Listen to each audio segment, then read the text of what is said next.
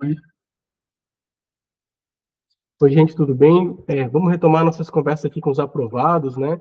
Agora num formato um pouquinho diferente, formato de entrevista mesmo, gravação, para a gente ter um pouquinho mais de liberdade, poder conversar um pouquinho melhor. Eu fico muito feliz em retomar essa conversa com os aprovados, conversando com a Caroline, né? Caroline hoje é uma servidora do TRF4, aqui da região sul, né? Carol, para começar a nossa conversa, eu queria que tu falasse um pouquinho da tua carreira concurseira, tua carreira na vida privada, conta um pouquinho da tua história para a gente. Sim. Oi, pessoal. Então, como a Ricieli comentou, meu nome é Carol. Eu trabalhei dos 18 aos 28 na iniciativa privada, e aí aos 28 anos tomei posse no meu primeiro cargo público. Eu sou formada em ciências contábeis, atuo como analista contadora no TRF da quarta região, e até a minha aprovação eu estudei cerca de 2 anos, quase 2 anos e meio. Legal. Nesses 2 anos, tu sempre ficasse focada na parte de contabilidade, fosse fazendo o que ia aparecendo, tivesse ali uma meta inicial, conta um pouquinho para a gente. A minha meta inicial era o concurso do TCE de Santa Catarina. Assim que eu terminei a minha graduação, foi finalzinho de 2019, eu comecei a dar os primeiros passos ali para estudar para concurso. E aí eu prestei a prova do TCE de Santa Catarina, mas não tive aquele desempenho que eu esperava, né? Não obtive aprovação. E apesar de, naquele momento inicial, ter sido aquela tristeza, né? Não consegui aprovação, foi importante para eu rever a forma como eu estava estudando, que não estava sendo a mais eficiente, né? Então, a partir ali da prova do TCE, eu fui reorganizando a minha forma de estudar, otimizei um pouco, e a partir de então eu contratei a mentoria e consegui a aprovação. Não, legal. E tu enfileirasse aprovações, né, Carol? Não foi apenas. Um TRF, na verdade, tu fosse aproveitada devido à tua aprovação Isso. em outros concursos de tribunais federais, né? Conta um pouquinho das tuas principais aprovações, nomeações, onde que tu trabalha atualmente. Sim, então eu prestei a prova para o TRT da quarta região. O edital acho que saiu em metade do ano de 2022, se não me engano, 22. E eu prestei essa prova e logo em seguida já saiu o TRT da nona região, também prestei essa prova. As duas eu tive a orientação da tua mentoria, né, e consegui aprovação nas duas com uma boa classificação. E aí, nesse meio tempo, logo depois de prestar a prova do TRT 9, também saiu um concurso que eu achei muito interessante, que era para auditor de controle interno do município de Chapecó, em Santa Catarina. E aí eu pensei, é tão pertinho de casa, né? E eu sempre gostei muito de Chapecó, e eu pensei, eu vou tentar. E eu fui só com a bagagem que eu tinha mesmo, não estudei nenhum outro conteúdo, porque já estava muito em cima, né? E também consegui aprovação nesse concurso de Chapecó. Foram três, assim, na sequência, sabe? Foi bom para aumentar o moral depois da reprovação do TCE, que a gente fica meio abalado ali na primeira reprovação. Essa coisa muito importante, Carol, que é algo recorrente entre todos os aprovados em concurso assim, de alto nível, como é o Tribunal Federal, né?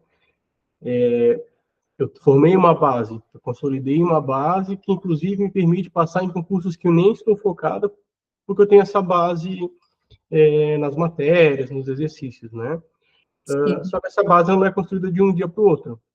Ficasse aí 2 anos fazendo provas, né, mais ou menos, e fosse consolidando essa base, fora a base que tu já tinhas ali da iniciativa privada, que é uma abordagem um pouquinho diferente, né?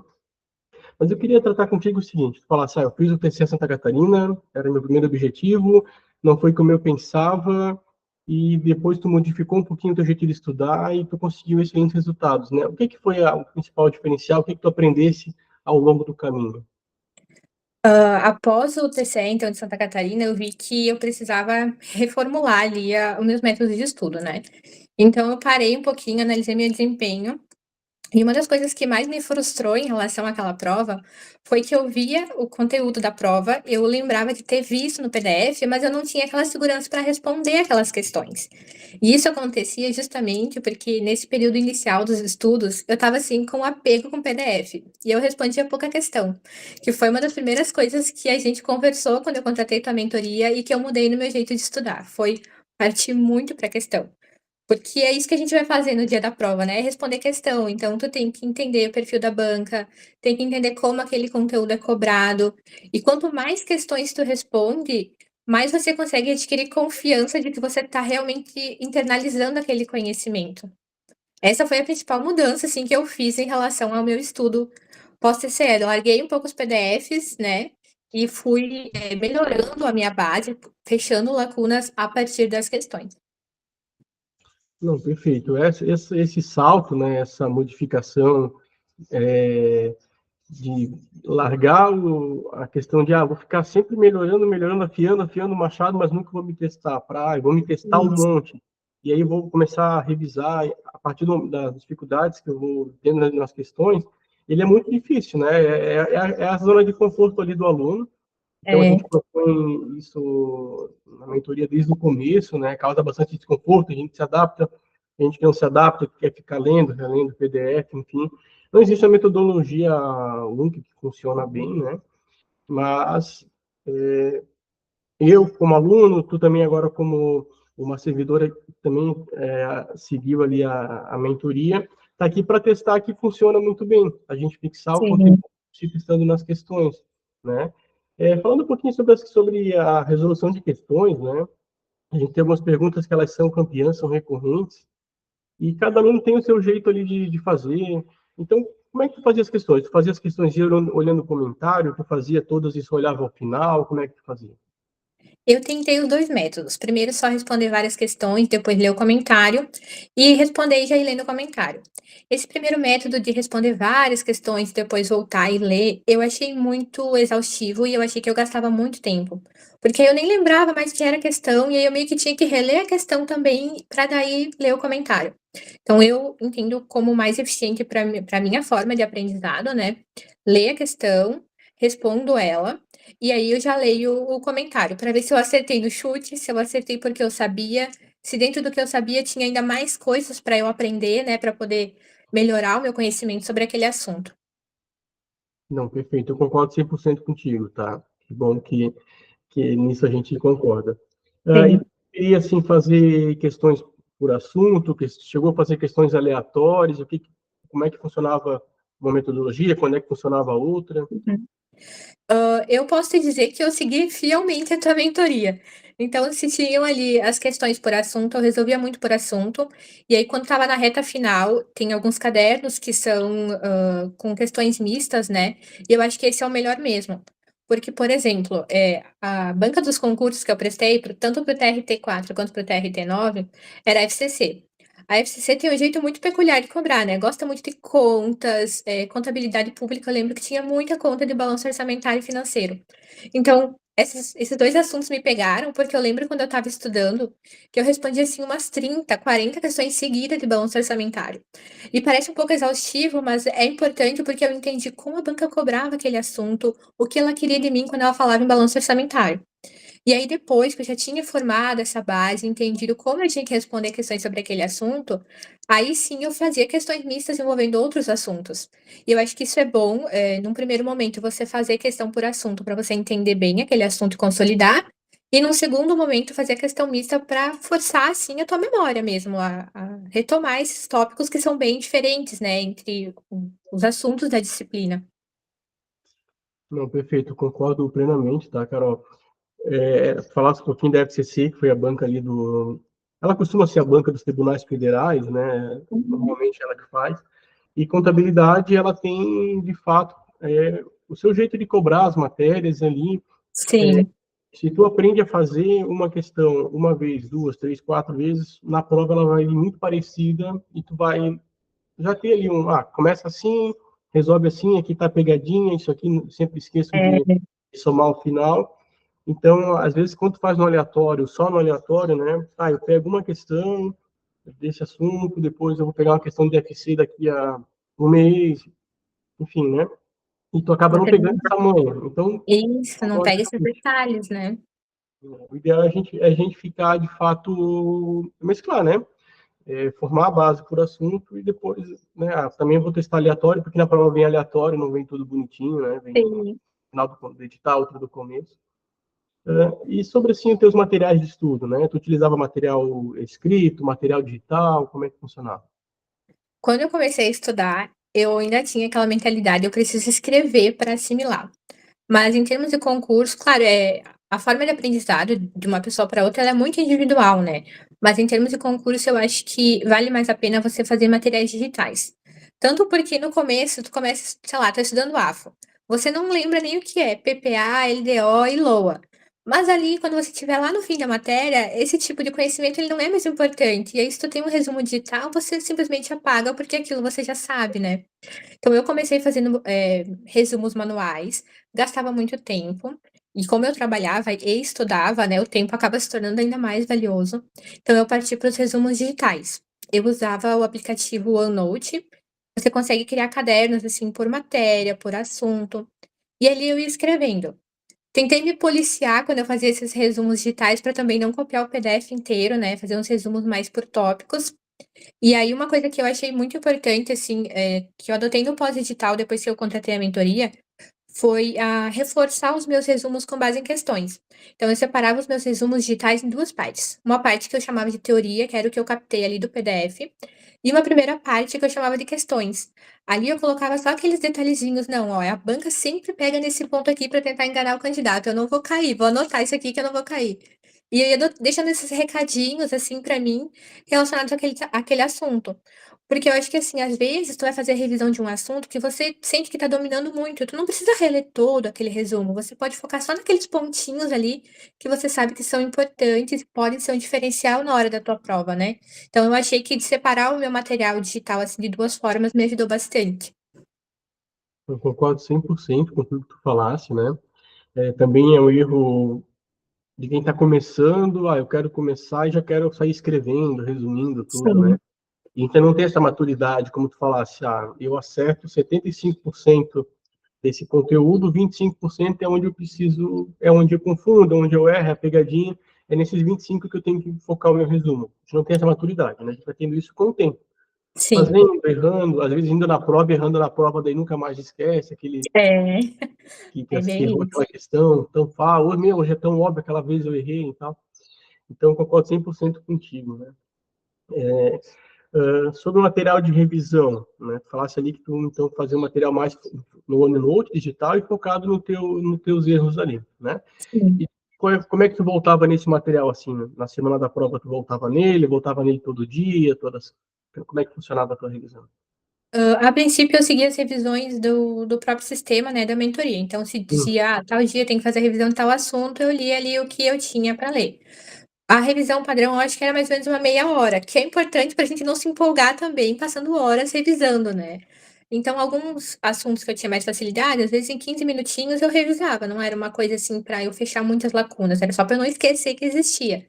Mas quando era um assunto que eu tinha mais dificuldade, por exemplo, RLM, ali eu gastava um pouquinho mais de tempo, aí eu lia os detalhes que eu anotei sobre a cobrança da banca, lia a parte do resumo que falava sobre a teoria, se precisasse eu complementava com uma videoaula, né. Então assim, a mentoria ela dá um norte, mas você também tem que ter uma iniciativa ali de identificar as suas lacunas, se esforçar para sanar, né, esses pontos de dificuldade, né.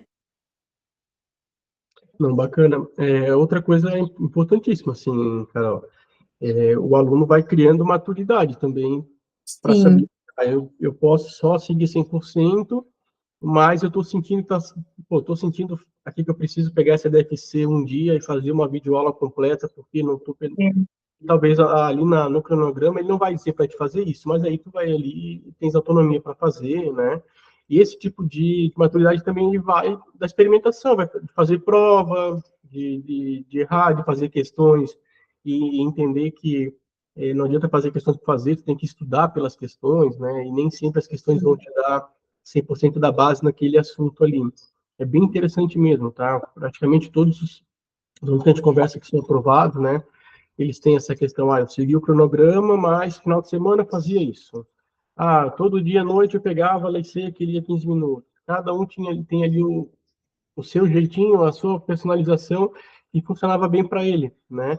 Isso Sim. também é um diferencial, é o aluno também se conhecer e saber identificar os gaps, né? Porque o professor, quando está olhando ali, eu vou lá olhar os dados da Carol, média de acertos, quantidade de questões que ela fez na semana e tal, mas às vezes eu não consigo dizer, pô, ela acertou 80%, mas foi 80% apanhando ali, sofrendo e tal, ou foi 80% tranquilo, né? Isso é muito de quem está ali Sim. no dia a dia, cumprindo as metas, né? Quando eu faço essas conversas iniciais, converso com os alunos, eu sempre falo assim, né, que 99% da aprovação, do esforço de aprovação é construído pelo aluno, né? É a parte pesada, é quem está estudando, cumprindo, tendo dificuldade, errando as questões. Então, o cronograma, a mentoria, ali, as questões elas vão dar um norte, vão facilitar a vida do aluno para ele poder mais ou menos ter um norte para seguir, mas 99% é a experiência do aluno. É autonomia, né? Eu acho que tu tocou num ponto muito importante que eu até acho que vale a pena citar para outros concurseiros, que é essa maturidade no estudar. Quando eu comecei a estudar para concurso, eu era muito insegura sobre, método de estudo.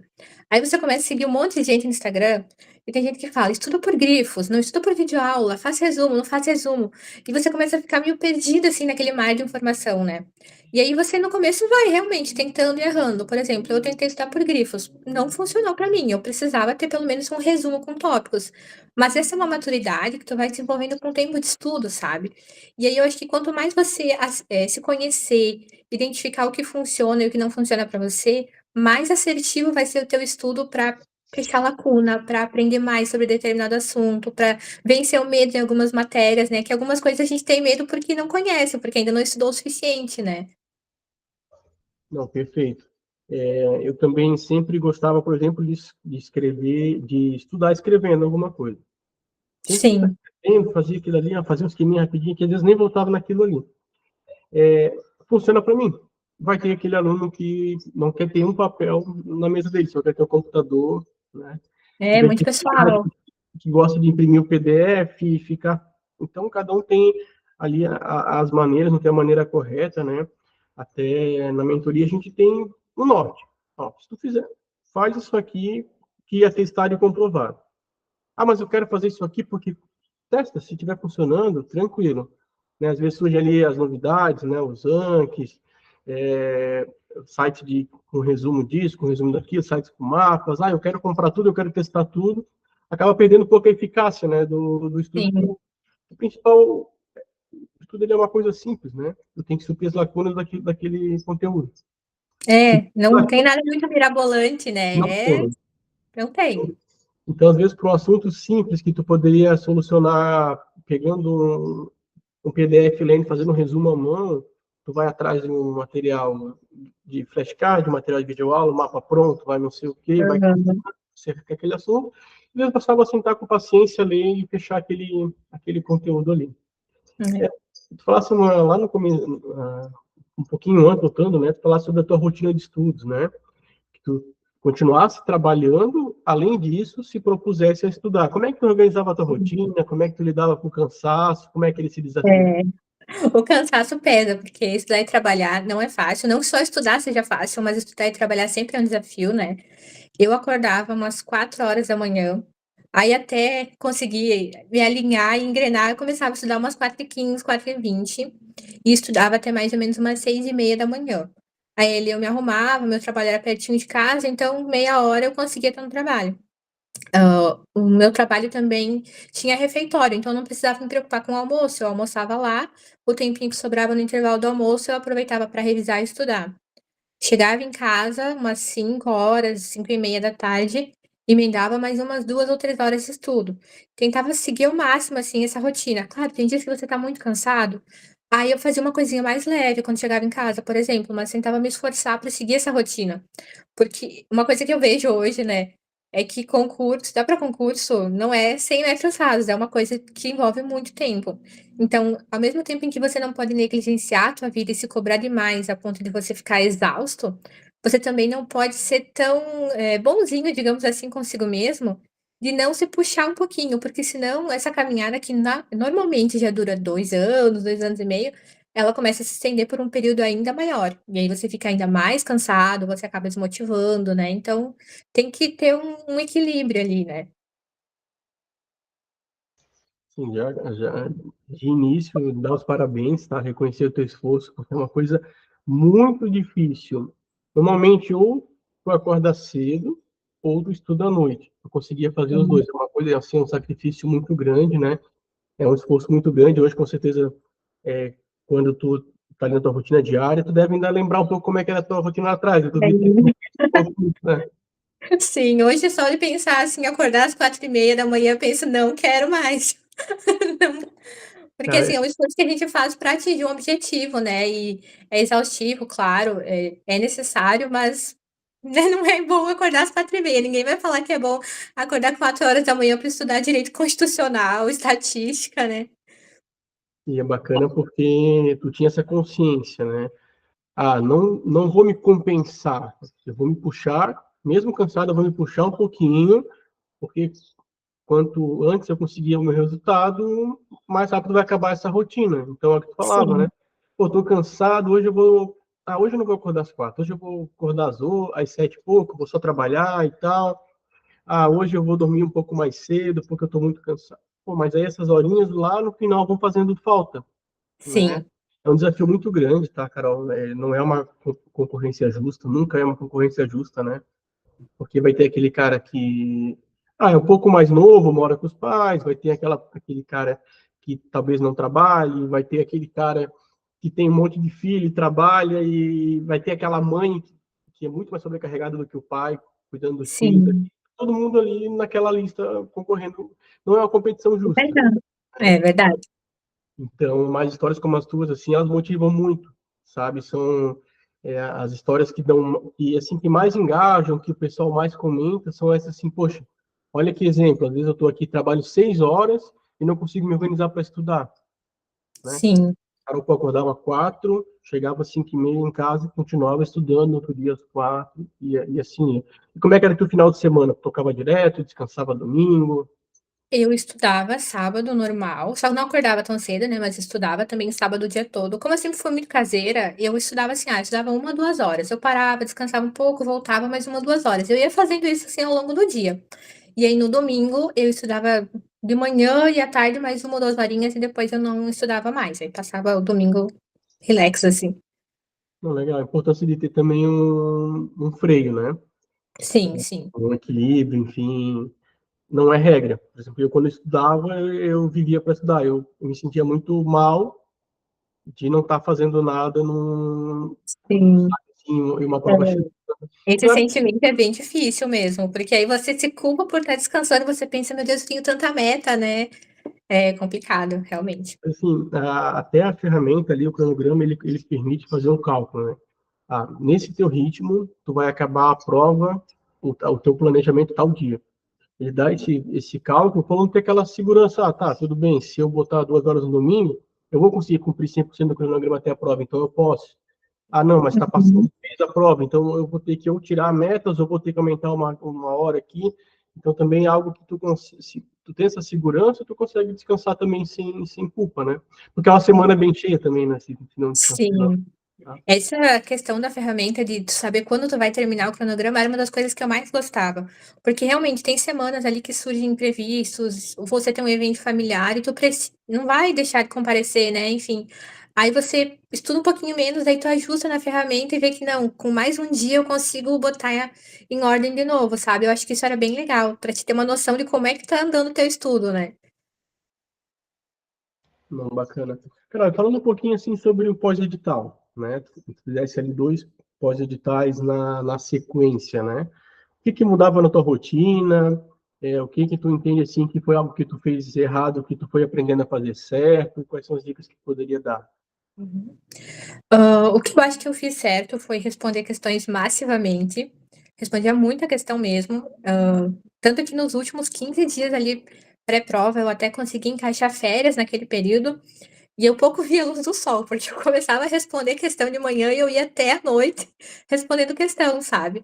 Então eu me esforcei bastante no pós-edital, eu acho que o pós-edital é um bom momento para você dar um gás mesmo, porque aí você vai com aquele sentimento para a prova de: "Não, eu dei o meu melhor, eu fiz tudo que eu podia e se for para ser, né, vai ser, Deus vai me ajudar, mas eu dei o meu melhor também, né". Então no pós-edital eu realmente mantinha essa minha rotina de carga horária por dia, porque eu não tinha como fazer mais que isso por trabalhar, né, mas eu tentava me puxar para responder mais questões ou mais rápido, focava em revisar os meus resumos, principalmente nesses tópicos das questões, para não me estender muito nas revisões e poder intensificar, responder questão mesmo. E da reta final ali pré-prova, né, eu estudava até o momento do portão fechar. Tem gente que não, chegou um dia, antes eu já vou parar. Eu não, eu tava com o meu papel. Sempre chego nos locais de prova com um monte de folha cheia de anotação e eu fico lá até os últimos minutinhos. Então, pra mim, isso é algo que funciona, sabe? Na reta final, eu anoto algumas coisas que eu acho que são importantes, tipo uma fórmula ou prazos à mão, para o cérebro gravar melhor. E aí eu levo comigo pra prova e antes de entrar eu vou lendo, sabe? Então, na reta final, eu fazia assim, anotava coisas importantes, bem importantes ou mais decorebas à mão. Tentava reler os meus resumos nesses tópicos menores que eu peguei das questões, tentava responder questões ao máximo e tentava ter confiança de que eu fiz o meu melhor, né, porque também não adianta a gente, começar a surtar ali na reta final e se descontrolar na hora da prova, né. Então pensava: "Não, fiz o meu melhor, me esforcei bastante e é isso aí". Me identifico bastante com essa questão de ficar estudando até na hora de entrar na sala ali, fazia isso também. A maneira muito de lidar com a ansiedade também, às vezes Sim. pensando, poxa, podia estar lendo alguma coisa aqui que vai cair na prova e não estava. Aham, bem isso.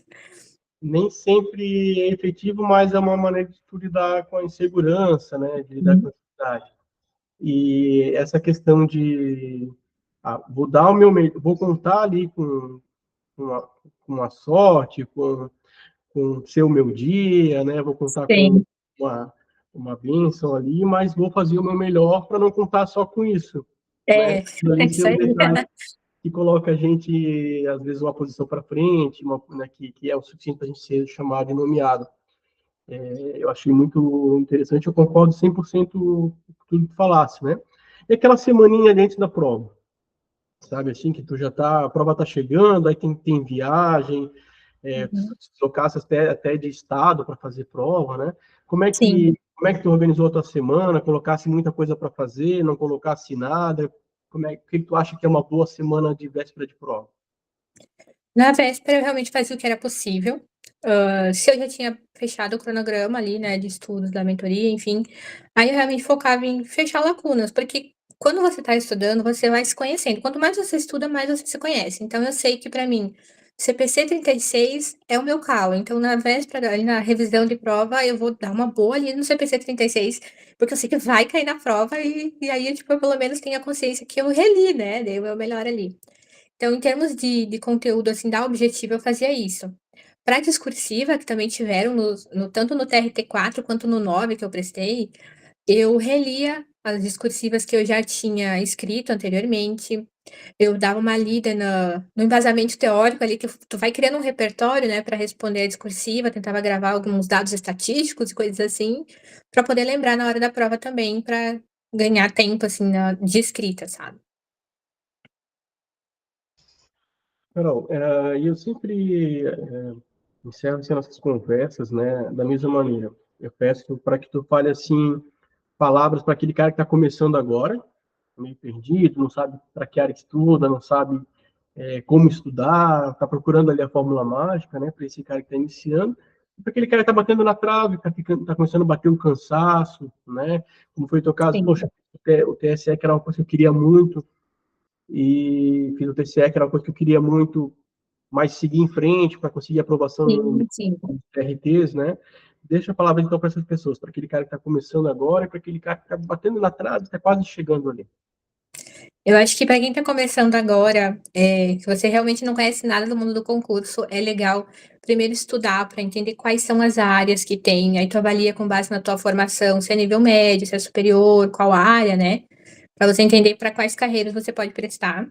Aí aquela que você se identifica mais, você segue religiosamente para não ficar sempre mudando de área, né. E a partir disso, a minha recomendação, para quem está começando, que é algo que se eu pudesse voltar no tempo eu faria, já seria contratar uma mentoria logo de cara. Porque assim, você consegue aprender a estudar de uma forma mais eficiente, sabe.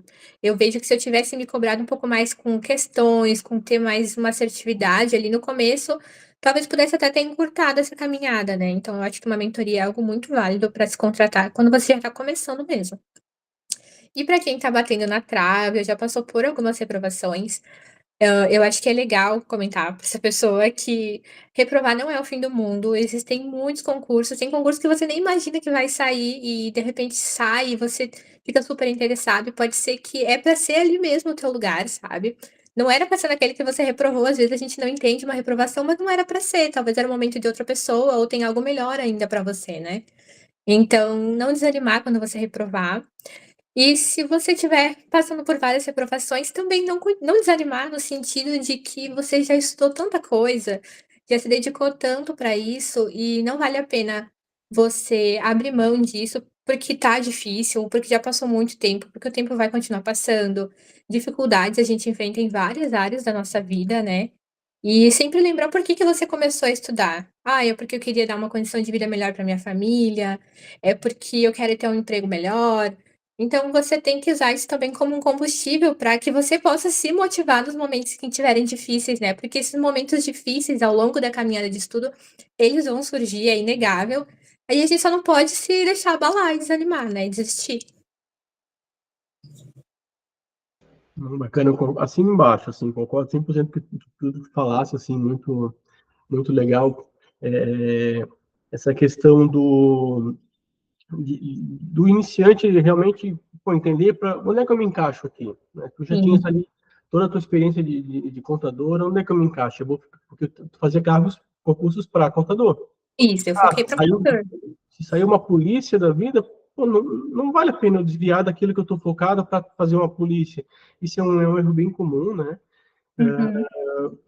E é uma dica assim de ouro para quem está começando, assim, né? Cara, onde é que se encaixa? É aqui, então vamos focar nessa área, não desvia foco. Então esse cara que está quase passando aí é questão de tempo, né? Sim, Falasse ali uma palavra que é, cara, isso aqui vale ouro, né? Lembrar por que que tu começou.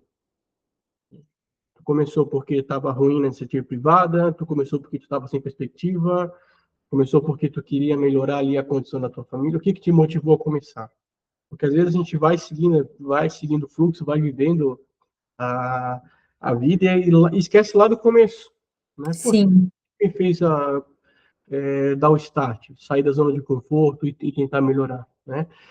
Às vezes até não é só o estudo para concurso, não, assim, até na própria mentoria, enfim, às vezes eu paro e fico pensando assim, pô, lá atrás, a gente já está 6 anos fazendo isso, né? O que que eu pensava lá atrás? Isso mudou?